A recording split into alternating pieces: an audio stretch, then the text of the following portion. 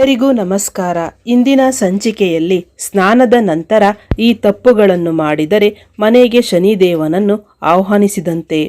ಅದಕ್ಕೂ ಮೊದಲು ನಮ್ಮ ಚಾನಲನ್ನು ಸಬ್ಸ್ಕ್ರೈಬ್ ಮಾಡಿ, ದಿವ್ಯ ದರ್ಶನಕ್ಕೆ ಒಂದು ಲೈಕ್ ಕೊಡಿ. ನಿಮ್ಮ ಜೀವನದ ಯಾವುದೇ ಸಮಸ್ಯೆಗಳಿದ್ದರೂ ಶಾಶ್ವತ ಪರಿಹಾರಕ್ಕಾಗಿ ಗುರೂಜಿ ಕೀರ್ತಿಪ್ರಸಾದ್ ಗುರೂಜಿ ಅವರನ್ನು ಸಂಪರ್ಕಿಸಿ. ಮೊದಲು ಬಂದವರಿಗೆ ಆದ್ಯತೆ. 2 ದಿನಗಳಲ್ಲಿ ಶಾಶ್ವತ ಪರಿಹಾರ ಸತಸಿದ್ಧ. ವಾಸ್ತು ಪ್ರಕಾರ ಸ್ನಾನ ಮಾಡುವ ಸ್ಥಳವು ನಕಾರಾತ್ಮಕತೆಯನ್ನು ಸೃಷ್ಟಿಸುವ ಜಾಗ. ಇಲ್ಲಿ ನೀವು ತಿಳಿಯದೆ ಮಾಡುವ ಕೆಲವು ತಪ್ಪುಗಳು ಆರ್ಥಿಕ ನಷ್ಟ, ಮನೆ ಸದಸ್ಯರ ನೆಮ್ಮದಿ ಹಾಳಾಗುವುದು, ಸಂತೋಷವನ್ನು ಹಾಳು ಮಾಡುತ್ತದೆ. ಇದನ್ನು ತಪ್ಪಿಸಲು ಮುಂದೆ ಕೊಟ್ಟಿರುವ ತಪ್ಪುಗಳನ್ನು ಮಾಡಬೇಡಿ. ಮೊದಲನೆಯದಾಗಿ, ಮಹಿಳೆಯರೇ ನಿಮಗಿದು. ಸ್ನಾನದ ನಂತರ ಕೂದಲು ಒದ್ದೆಯಾಗಿದ್ದರೆ ವಿವಾಹಿತ ಮಹಿಳೆಯರು ಸಿಂಧೂರವನ್ನು ಆಹ್ವಾನಿಸಬಾರದು.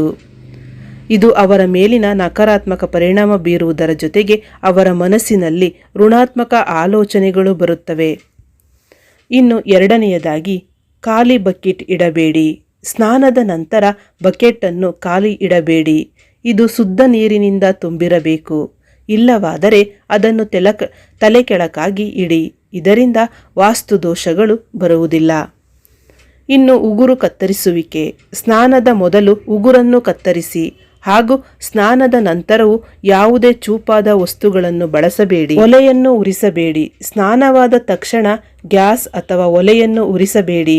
ಆದಾಗ್ಯೂ ಬೆಂಕಿ ಕಡ್ಡಿಯನ್ನು ಕೀರುವುದು ಒಳ್ಳೆಯದಲ್ಲ. ಮೇಕಪ್ ಮಾಡುವುದು. ಒದ್ದೆಯಾದ ಕೂದಲಿನಲ್ಲೇ ಮೇಕಪ್ ಮಾಡಿಕೊಳ್ಳಬೇಡಿ.